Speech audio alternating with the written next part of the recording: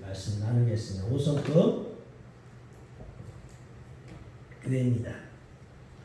우리가 나눴던 전에 말씀, 교회 부흥의 기초에 대한 말씀을 우리가 나눴었죠. 그리고 또 하나는 교회 부흥의 비법에 대해서 세 가지로 나눴었습니다. 다 기억들 하시죠? 노트를 보시면 나눴던 말씀들이 다 기억이 나실 겁니다. 또 유튜브에 올라오고 있는 내용을 통해서 다시 보시면 기억이 참 나실 겁니다. 그러는 가운데 우리 교회가 5성급 교회 됐으면 좋겠다. 별 5개의 교회가 되면 좋겠다. 별 5개의 호텔이 있고 또 별 5개의 뭡니까 침대도 있다 그러잖아요. 돌집에 별 6개, 별 6개 있고 또 별 5개 호텔도 있고 그렇잖아요. 비행기도 타면 비즈니스석이 있고 이코노미석이 있는데 비즈니스석은 제가 안 타봐서 모르겠어요. 이코노미석 타보니까 사실 굉장히 좁고 그랬는데 비즈니스 타면 참 많이 대우도 좋다며 넓고 편하고 그냥 제공되어지는 간식거리며 식사거리가 벌써 다르고 그러는데 그렇게 이제 그런 게 있으면서 우리 교회가 5개의 별을 갖춘 5개의 별을 갖춘 그런 교회가 되자. 영급이 있는 교회가 되자. 있으나 마나한 교회가 아니고 또 낮은 수준의 교회가 아니고 다스릴 수 있는 수준의 영급을 갖출 수 있는 그런 해와 같은 영광의 그런 다스림의 통치를 할 수 있는 그런 교회가 우리가 되도록 하자. 그리고 또 하나는 마지막 때에 마지막까지 견디는 자가 구원을 받는다고 했는데 마지막까지 견딜 수 있는 교회가 되자. 남아있는 그런 교회가 되자. 요한계시록에 7가지의 교회가 대표적인 교회로 나오고 있죠. 그 7 교회에 그 교회가 세계를 대표하는 7개 그 교회에 우리 교회가 들어가도록 하자. 그런 7개에 들어가서 진짜 하나님의 마음에 흡족한 하나님의 마음에 맞는 그런 성도들 그들이 모인 그런 교회가 되자. 오늘과 같이 한국에 많은 상황들이 벌어지고 있을 때에 거기에 무릎을 꿇어버리고 거기에 따라가 버리고 또 순종해 버리고 그런 사람 그런 교회도 있더라고요.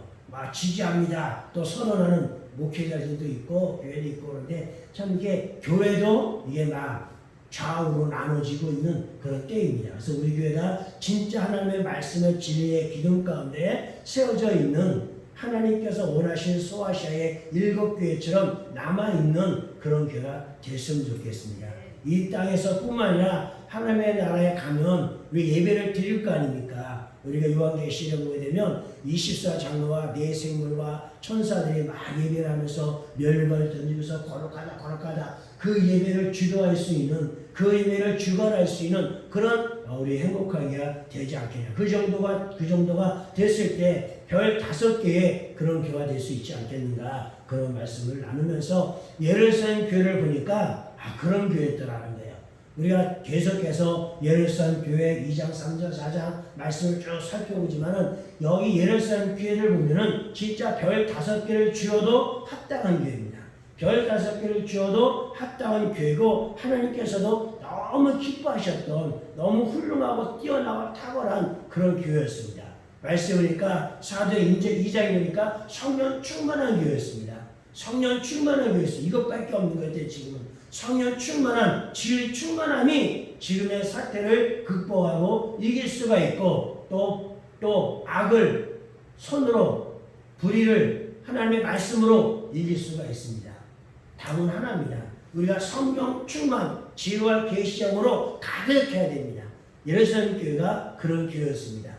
그리고 3장 말씀에 5장 말씀에 보게 되면 초자연적 능력이 충만한 교회였다 그랬죠.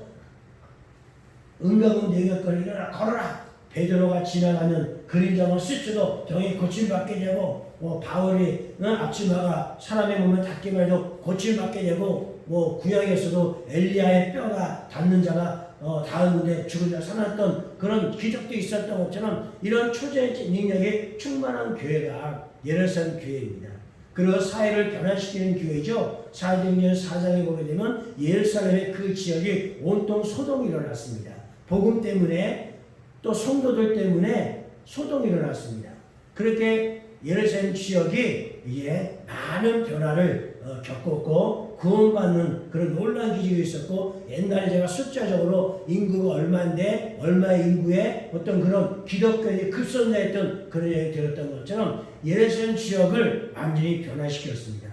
그것이 그때만 되는 것이 아니라 원래 이 시대도 되죠. 왜? 우리 한국 땅을 볼 때 보더라도 1907년에 있었던 그 평양 대부흥, 그 평양 대부흥 때도 평양 지역이 그랬었거든요.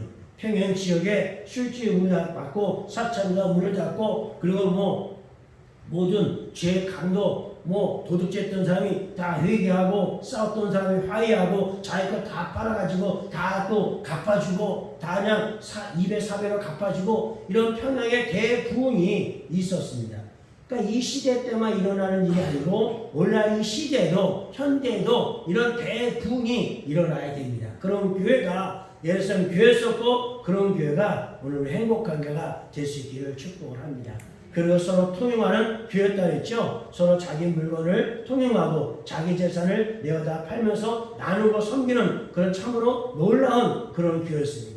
그리고 좋은 위대한 일꾼이 있는 교회였죠. 7명의 집사들이 오늘 대표적이라고 할 수가 있겠고, 그런 7명의 집사들이 세워졌을 때 성령으로 충만했고, 지혜가 충만했고, 사람들에게 칭찬을 받고 평판이 좋았고, 그 7명만 그렇게 했어요. 그 당시에 성이 충만했던 모든 성도들 한 사람 한 사람이 다 그랬었습니다. 그런 좋은 일꾼이 있는 그런 교회였고, 또 순교의 피가 있었습니다. 최초의 순교자인 스데반이 평신도예요. 목회자입니다. 평신도에게서 최초의 순교자가 이렇게 나왔습니다. 그런 필름이 있었고, 그걸 통해서 오히려 위축되고 그런 박해를 통해서 낮아지고 숨어지고 도망가지 오는 것이 오히려 더 복음이 강하게 불꽃처럼, 횃불처럼 그런 온 세상을 태우는 밝음을 드러내는 그런 거였습니다. 바로 이런 예루살렘 교회가 바로 5성급 교회, 별 5개의 교회 아닐까. 그러면서 우리 교회도 지금 어느까지 와 있을까? 우리 교회 어느까지 와 있을까?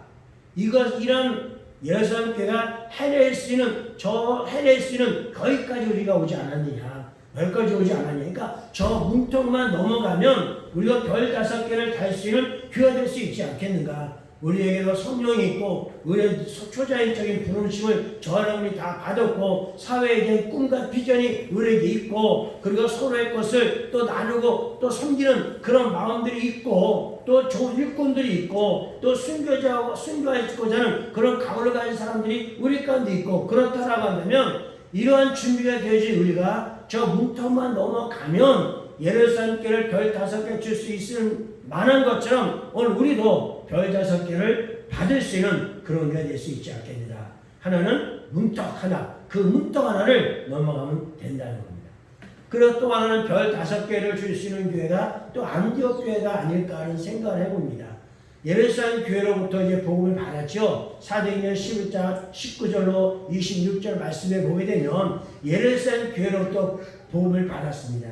예루살렘 교회 성도들이 핍박에 가해지고 학대에 가해지고, 그러니까 이들이 교회 안에서 교회 바깥으로 나가가지고 이제 지역으로 나갔습니다. 사마리아로 나갔고 안디옥으로 나갔고, 그 지역에 나가서 주 예수를 믿으라, 그리하면 너와 내 집이 구원함을 받습니다 하면서 예루살렘 교회에 가지고 있는 그 최대의 그런 장점을 활용을 했습니다.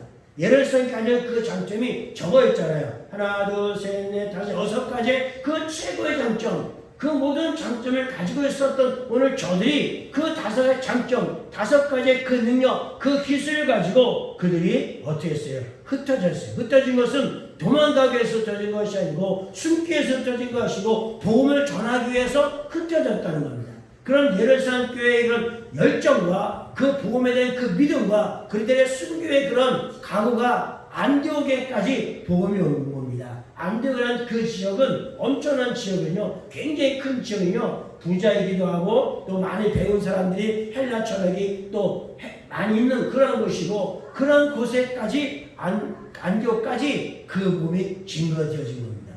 그 복음을 안디옥 교회가 안디옥 지역의 사람들이 받아들일 것이라고 생각을 못했습니다. 유대인에게는 구원이 있고 이방인에게는 어떻게 구원이 있을 것이며, 이방인에게 어떻게 복음을 전할 것이며, 정말 어떤 면에서는 이렇게 생각이 예루살렘 교회 성도들이 유대 크리스찬들이 우리에게는 주님의 구했지만 저들은 있을까? 저들은 없을걸? 우리 할례 받은 자고 저는 할례 받지 못한 자고 그런 어떤 고정관념이 있었지만 그런데 그게 아니라 안디옥교회 지역 사람들이 자기 유대인들의 복음을 증거하는데 듣더라는 겁니다. 안 들을 줄 알았거든요. 듣더라는 겁니다. 구원받지 못할 줄 알았거든요. 근데 구원받더라는 겁니다. 고넬료가 초청을 해서 가정집에 초청을 해가지고 베드로가 가지고 붕해를 하고 거기 모든 가족들이 구원함을 받고 막 이런 일들이 일어나는데 베드로도 깜짝 놀란 거예요. 그래서 처음에는 베드로가 안 가려고 했잖아요. 이방인이니까 로마인이니까 우리는 악자는 백부자니까. 그런데 환상이 한 번, 두 번, 세 번 보자기에 쌓여지는 수많은 짐승의 그 보자기 환상을 보게 되잖아요. 그때 고넬료도 하나님 앞에 우리도 좀 믿음으로 더 성장하고 더 좋은 가정 되기 원하고 기도를 하고 있을 때 천사가 나타나서 고넬료에게 응답을 주고 피장의 집에 있는 집에 베드로를 초청하라. 그래서 그 가가지고 똑똑똑 그때 때맞은 베드로 한 장을 보고 있는데 이게 뭘까 하고 있는데 이방 하인이 와가지고 우리 고넬료 주인께서 여쭙자. 그래서 갔더니 반신반의 갔는데 그래도 복음을 증거하는데 고넬료가 그 복음을 받아들이더라는 거예요. 그 집 가족들뿐만 아니라 그 식솔들, 하인들, 종들까지도 그 복음을 받아들이더라는 거예요. 그랬더니 유대 크리스찬들 지도자가 왜 그런 데까지까지 막 그러잖아요. 그러니까 베드로 가가지고 나도 그랬지만 사실 이렇게 하고 하면서 있었던 걸 보고 나니까 그렇구나. 하나님의 은혜가 하나님의 사랑과 그 복음의 구원이 우리에게만이 아니라 저들이 임하는구나 하면서 그들의 생각의 고정관념이 깨어지게 되고 그 복음을 증거하기 시작했다는 거예요. 그런 가운데 안디옥 사람들도 복음을 듣더라는 겁니다. 예수를 믿더라는 겁니다. 하나님의 말씀에 대한 사모함이 그들이 있다는 그렇게 해서 안디옥 교회까지 복음이 전달되어진 겁니다. 그러니까 예루살렘 교회 성도들이 아니었다라고 한다면 그리고 아니었다라고 한다면 안디옥 교회까지 복음이 증거되지 않았을 텐데 어쨌든 흩어져서 나가서 복음을 증거하다 보니까 그들이 듣더니만 어쩌면 기독령이겠죠. 기독령 듣더니만 그들이 자발적으로 지들끼리 모이더라는 거예요. 2명 모이고 4명 모이고 5명 10명 모여 가정에서 예배를 드리더라는 거예요. 그게 예루살렘 교회에서 야 하고는 어떻게 해요? 파송을 하죠. 안디옥 교회는 거기 가가지고 우리가 좀 도와주자. 저들에게도 성령을 받게 하고 초전을 받게 하고 그렇게 하자 해서 예루살렘 교회에서 회의를 해가지고 그들에게도 지도를 보내가지고 안디옥 교회가 더 크게 성장하게 되고 안디옥을 또 변화시키는 그런 주역들로 그들이 서게 됐습니다. 그런 예루살렘 교회로부터는 그 복음이 저들에게도 받아들이게 되어졌고 그러는 가운데 사도행 13장에 보니까 뭐라고 나오고 있어요? 한번 봅시다. 사도행전 13장 1절 1절부터 3절 말씀까지 안디옥 교회의 선지자들과 교사들이 있으니 그 바나바와 니게를 아는 시몬과 구르네 사람 루기오와 분봉왕 헤롯의 젖동생 마나인과 미 사울이라 주를 선교 금식할 때 성령이 이르시되 내가 불러 시키는 일을 위하여 바나바와 사울을 따로 세우라 하시니 이에 금식하며 기도하고 두 사람에게 안수하여 보느니라. 예루살렘 교회에서 안디옥 교회 사람들이 모여가지고 예수님을 믿고 가정에서 예배를 드리더라는 겁니다. 자기네 예배를 드리니까 예루살렘 교회에서 바나바와 사울을 파송을 한 거예요. 그들이 가서 이제 안디옥 교회를 이제 더 부흥을 시킨 거예요. 부흥을 시키는 가운데 교회가 탄생을 하게 되고 최초 이방 교회가 탄생을 하게 되고 그러면서 그들 가운데서도 선지자들이 일어나고 그들 가운데서도 가르치는 교사들이 일어나고 그러더라는 겁니다. 그러더라는 겁니다. 그들 가운데는 이렇게 왕의 이렇게 뭐였어요? 젖동생이 나와서 친동생이라는 얘기죠. 헤롯 왕의 동생 많으니까 왕족이죠. 왕족도 그렇게 거기에 있더라는 거예요. 그래서 거기에서 사울과 바나바를 통해서 이제 그들이 믿음을 말씀을 더 정확하게 그 말씀을 받으면서 그 안디옥 교회가 가정교회에서 지역교회로 부흥 발전하게 되더라는 겁니다. 오중직임을 가진 자들이 그 교회에서도 예루살렘 교회처럼 일어나더라는 겁니다. 그러다 보니까 이 교회가 뭐가 됐어요? 사도적 센터가 됐다는 겁니다. 사도적 센터가 돼가지고 자기 교회 붕대니까 이제 바나 바울을 따로 세워가지고 그들에게 안수해가지고 이들을 타지역으로 파송을 하는 거예요. 그러니까 이들이 사도로 파송을 받는 거죠. 사도로 보냄을 받는 거다 이런 뜻인데 사도로 파송을 이렇게까지 오늘 안디옥 교회가 놀라운 부흥과 놀라운 오중 지진자들과 사도 센터로서 오중 지진 교회로서 초전적인 교회로서 그렇게 되더라는 겁니다. 그래서 2절 3절에 두 사도를 안수해서 오중 지진이 있는 교회였고 그들도 파송할 수 있을 만큼의 그 남들을 섬길 수 있는 다른 지역을 섬길 수 있는 그 교회를 또 다른 교회로 부흥시킬 수 있는 그런 힘을 가진 능력을 가진 그런 교회가 됐더라는 겁니다. 그리고 또 하나는 돌파하는 초자연적인 교회였습니다. 사도행 16장 4절부터 보게 되면 어땠어요? 바나바와 사울이 파송을 받아가지고 구부로에 가서 전도를 합니다. 그리고 마술사를 변화시킵니다. 그러면서 또 어디까지 갔어요? 비시디아 안디옥에까지 가서 전도를 합니다. 그 이후부터는 계속해서 전도 초자연적 능력 경쟁자를 고치고 막 능력이 나타나고 눈먼자를 뜨게 하는 이런 일들이 사건들이 계속해서 일어나더라는 거예요. 그러니까 계속 지역을 돌파하고 사람을 돌파하고 안 되는 상황을 돌파하고 어감의 세력을 돌파하면서 그리 나가는데 초자연적인 그런 교회로 그 교회들이 나가더라는 거예요. 예루살렘 교회도 엄청난 교회였지만 별 5개 받을 만한 교회였지만 예루살렘 교회를 통해 받은 그 복음이 안디옥 교회에서는 이제 사도센터 오진지김이 더 발전되어지는 가운데 모든 전 지역을 품을 수 있는 그런 초전적인 그 교회로 이 교회들이 나가더라는 겁니다. 그러면서 정부와 세계를 변화시키는 그런 교회인 것이 사도 21장부터 28장까지 기록이 나와 있죠. 사도 바울이 초전적인 교회로 각 지역을 돌파하면서 많은 교회를 세우고 많은 사람을 훈련시켜서 목회자로 세우고 장로로 세우고 그리고 막 교회를 세우는 그런 가운데 이게 어디까지 갑니까? 이 예루살렘으로 다시 돌아가지고 로마에게까지 가가지고 로마 왕에게까지 복음을 전하는 그런 정부와 세계를 변화시키는 그를 감당해냈던 그런 교회가 안디옥 교회라는 겁니다. 이러한 교회면 어때요? 별 5개를 받을 수 있지 않겠어요? 별 5개를 받을 수 있는 교회가 아니겠는가 생각을 해봅니다.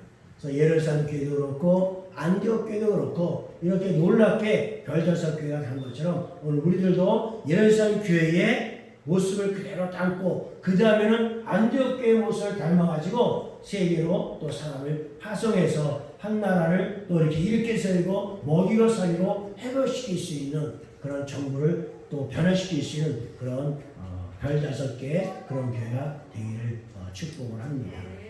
그리고 요한계시록 넘어가 되게 되면 아까도 말씀드린 것처럼 아시아에 있는 7교회가 나오죠. 요한계시 1장 4절과 16절 말씀 보게 되면 기록이 아시아 7교회에 대해서 무슨 개 이렇게 나와 있죠. 근데 이제 7교회만이 그 당시에 있는 것이 아니라 그 외에도 다른 교회들이 참 많았죠. 뭐 여기나 우리가 살펴본 대로 예루살렘 교회도 있었고 또 안디옥 교회도 있었고 그런데 이제 어느 정도 세월이 흐르면서 시간이 흐르면서 수많은 교회들이 세워졌는데 그 중에서 이제 하나님께서 요한을 통해서 7교회에게 이제 하신 말씀이 있어서 7교회를 뽑아가지고 이제 그들에게 하나님이 말씀을 하시죠. 전 세계를 대표하는 그런 교회에게. 7이라는 숫자는 문학적인 표현으로는 완전수에 해당되죠. 행운의 수, 완전수, 온전한 수 그런 해당되는데 그 7개의 교회를 뽑아가지고 그 7개의 교회에게 하나님께서 말씀을 하십니다. 그 첫 번째 교회가 에베소 교회입니다. 2장 1절에서 7절까지의 에베소 교회에서 나오는데 에베소라는 지역은 인내라고 하는 그런 뜻을 가지고 있습니다. 근데 그 에베소라는 그 지역은 우상 숭배가 많은 교회예요. 우상 숭배하는 그런 도시교회입니다. 그런 우상 숭배가 많은 그런 교회에서 인내라고 하는 믿음의 인내라고 하는 그런 뜻을 갖고 에베소 교회가 거기에 세워졌습니다. 그리고 그 에베소 교회의 특징을 보게 되면 율법적인 신앙을 가졌어요. 이제 복음적인 신앙을 가슴은 좋은데 한 가지는 율법적인 그런 신앙, 율법 신앙이 나쁜 건 아니지만 그 율법적인 그런 신앙을 그들이 가지고 있었고 그들이 받은 칭찬은 뭐냐면 니골라라고 하는 교훈, 니골라는 그 교훈과 거짓 사도들을 이게 분별해낼 수 있는 그런 일을 잘했어요. 그러니까 무엇이 선이고 무엇이 악인지, 무엇이 잘못된 교훈이고 무엇이 옳은 교훈인지 그런 교훈을 잘 분별해가지고 잘못된 니골라의 그 교훈, 니골라 당을 지었잖아요. 그 니골라 당을 지어가지고 으쌰으쌰 하면서 대적으로 하나님께서 세우신 지도자들에게 대적, 선조에 대적했던 무리들인데 그런 무리들의 그런 교훈을 하면서 그런 걸 아주 칼처럼 예리하게 잘라버리고 그렇게 했고 거짓 사도들, 거짓 선지자들을 분별해서 그런 잘못된 가르침을 교회를 잘 보호했습니다. 그렇게 했는데 한 가지 이제 부족한 것인데 뭐냐면 회개하라 아니면 촛대를 옮기겠다. 왜냐하면 니골라 교훈과 거짓 사도를 분별해서 그들을 물리친 것까지는 좋은데 이제 너무 이제 규칙적인 거예요. 율법적인 거예요. 규칙적인. 그러다 보니까 복음 안에서 자유해야 되고 진리 안에서 자유해야 되는데 그런 부분에 있어서는 좀 부족했던 거예요. 그러니까 그런 부분에 대해서는 내가 회개하라. 내가 회개하라. 그래서 그 회개하지 않으면 표대로 옮기겠다. 표대로 옮기겠다. 촛대로 옮기겠다. 그렇게 하나님께서 말씀을 하시죠. 그러면서 어떤 말씀 강조하면 너의 첫사랑을 회복하라. 너희 처음에 예수를 만났을 때 어떻게 만났니? 너희 구원받을 때 어떻게 만났니? 말씀을 듣고 은혜 받고 영접하고 그 말씀 살아갈 때 너희들 어떻게 살아갔니? 그러니까 세월이 흐르다 보니까 뭐예요? 첫사랑을 잃어버린 거예요. 첫사랑을 잃어버릴 때 뭔지 아시죠? 처음에 부부가 만나서 사랑을 해서 이제 결혼을 했는데 결혼하고 살아가는데 처음 연애할 때 그 첫사랑을 잃어버리고 뭐 하는 거예요? 이제 막 이렇게 또 율법적인 규칙이랄까 하여튼 뭔가 이렇게 식어지는 거 있잖아요. 그러고 싶진 않은데 어떻게 살다 보니까 뭐 그러잖아요. 그런 것처럼 그 첫사랑을 다시 회복하라. 한국교회요. 그 첫 믿음을 다시 회복하고 그렇게 청년이 선포했던 것처럼 그 회복하라 말씀합니다. 그러면 내가 너에게 생명나무 과실을 주겠다. 에덴 동산에 있었던 그 생명나무 과실을 너에게 주어서 이것을 먹게 하겠다. 회개하고 첫사랑을 회복하고 그러면 생명나무 과실을 써주어서 내가 이대로 연생하겠다. 그런 말씀이죠.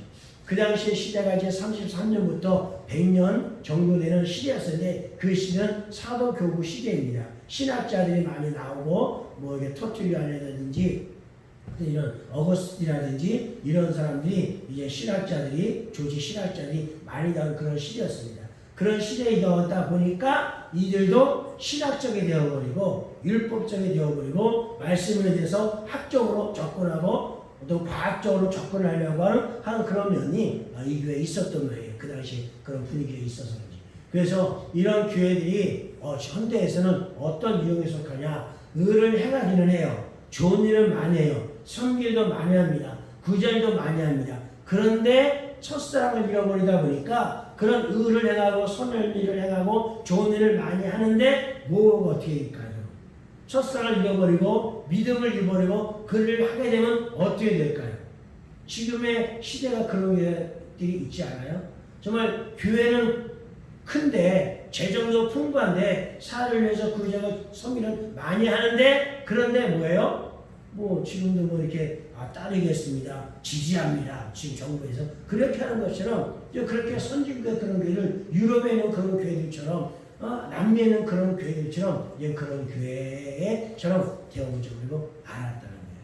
그래서 에베소서 2장 1절 7절 말씀을 여러분 읽어보시고 그렇게 해서 에베소 교회 그런 모습들로 있더라. 우리가 참고 삼아서 우리가 배울 것은 배우되 또 우리가 조심할 것은 조심할 수 있는 그 7교회를 통해서 오늘날 우리들에게 면을 통해서 우리 어떠한 교회로 세워져야 갈 것인가를 우리에게 교훈을 해주고 있습니다.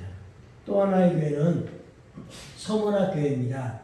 계시록 2장 8절 11절인데 그 의미는 몰락이라는 뜻을 가지고 있고 그 도시는 유향을 수출하는 도시, 유향을 수출하는 그런 도시입니다. 그래서 몰락이라는 것이 유명한 지혜고 그의 특징은 사단의 회 가운데 있는 신앙. 무슨 말이에요? 그 교회 안에 사탄의 몸이 있다는 거예요. 사탄의 모임이 있는데 그런 사탄의 모임 가운데는 그런 신앙을 가진 그런 교회가 교회라는 겁니다.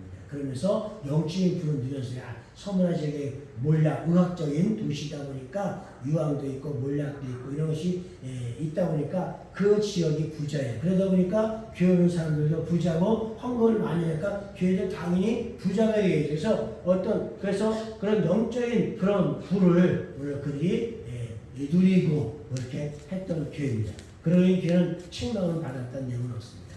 야단 맞지는 않았어요.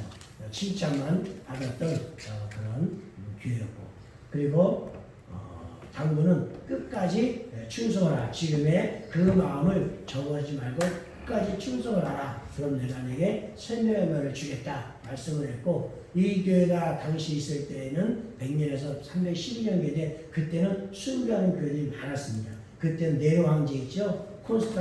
네로 황제 콘스탄티가 이제 일어나기 전에 네로 황제가 굉장히 많은 핍박을 많이 했지. 코바디스라든지 베너라든지 그런 영화 그 시대를 배경해서 만들어진 거죠. 그래서 순교하는 그런 교회 시대인데 그런 가운데서도 사단의 회가 있고 모임이 있지만 자기 신앙들을 끝까지 지켜내면서 끝까지 충성을 다했던 교회입니다. 현재 교회는 이스라엘 교회들이 그래요. 메시아닉 교회들이 그렇습니다.